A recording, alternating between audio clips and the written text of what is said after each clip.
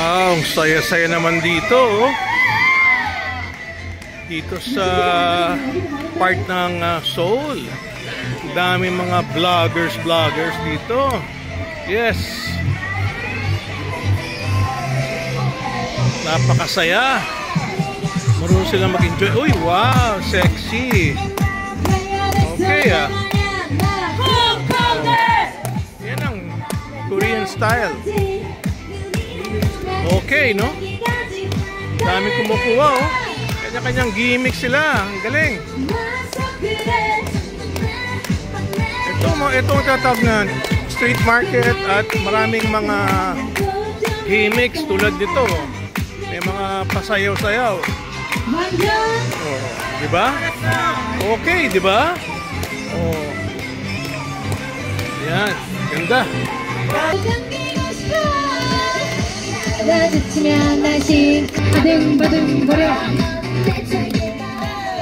Okay. Ayun, si Berna. Magaling vlogger na rin si Berna. Diba? Enjoy.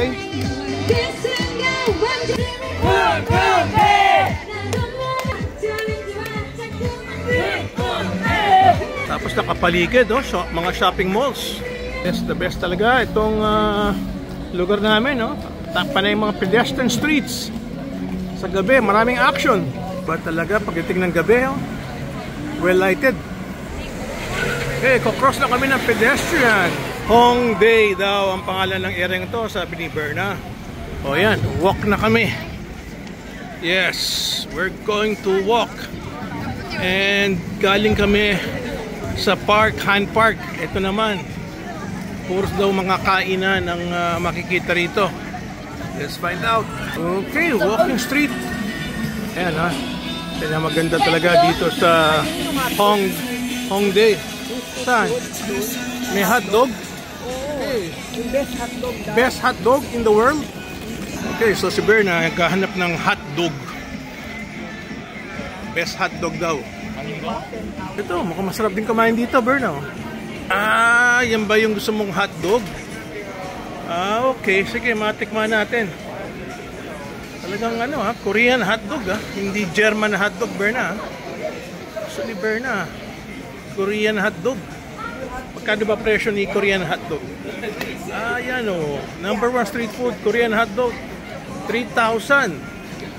Oh, dito sa walking street. Ayan, paano ba ginagawa yung hotdog niya? Lalagyan ng ketchup. Ayun. Ayan. Oh, anong lalagay mo raw doon? Sugar daw. Sugar. Oh, ayan. Oh. Ano raw gusto mong palaman ng hotdog? Ah, ano ba kinabit niya? Oh. Ano naman yan? Mustard? Oh, mustard and ketchup. Oh, okay. Ayun, linagyan ni mustard and ketchup ni Mr. Korean. Oh, ano naman yan? Mayonnaise pa. Korean style. Okay. Sarap kaya. Okay. Ito, daming kainan dito. Oh, ang ganda. Oh. Ha? Panay strawberry, oh. Ha? Okay din dito, panay strawberry. Yes. Masaya dito, masaya. Wow, iba talaga sa gabi, no? Daming ilaw. Ah, masarap din dito, ah. Ano yan? Pancakes. Ito yung bata kumain, no? At least, maraming tao, but not that crowded.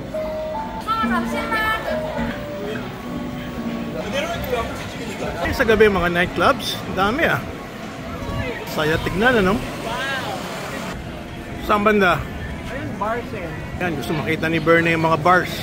Ako, wait na lang ako dito. Wow. Kami ang konti, sarado na ito mga to.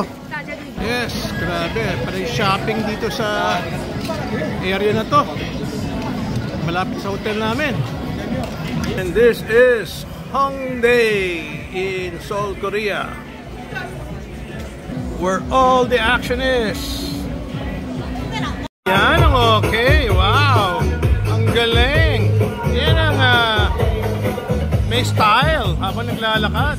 Pero sa taas, oh, ang ganda, oh. Parang ano yan, no? Olympic Broadcasting ang nakalagay. University Belt, ang daming estudyante, oh. So itong area to, panay shopping. Yung kabilang street naman, panay ano, panay food naman. Oh, Berna, wala pang nabibili, oh. Shopping ng shopping. Siguro din ang ano, mga fabrics saka mga ano, mga clothes ng Korea. Parang China.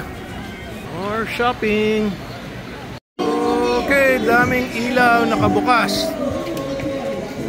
Daming action. Dito, daming crowd. So, dito naman may kumakanta, Berna, oh. Ang daming mga musical activities pala rito, no? Ha? Okay, so makinig muna tayo ng Korean songs. Ayun, si Berna, hinahanap ako. Okay, listen to some music.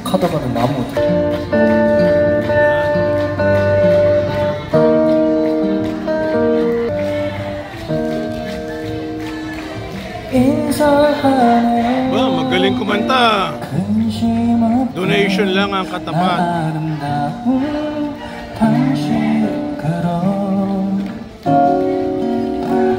그대 춤을 추는 너 같아 그 안에 투박한 애막은 나예요 멈추니 두려운 나도 애틋한 그림이 되겠죠. Uy, ang dami ng taong lumalakad. Ayun na si Berna. Papunta na rito. Actually, napakaganda nitong Hongdae, oh. Pedestrian streets, paligid ang mga mall, mga shopping eateries at sa hotels na dito rin.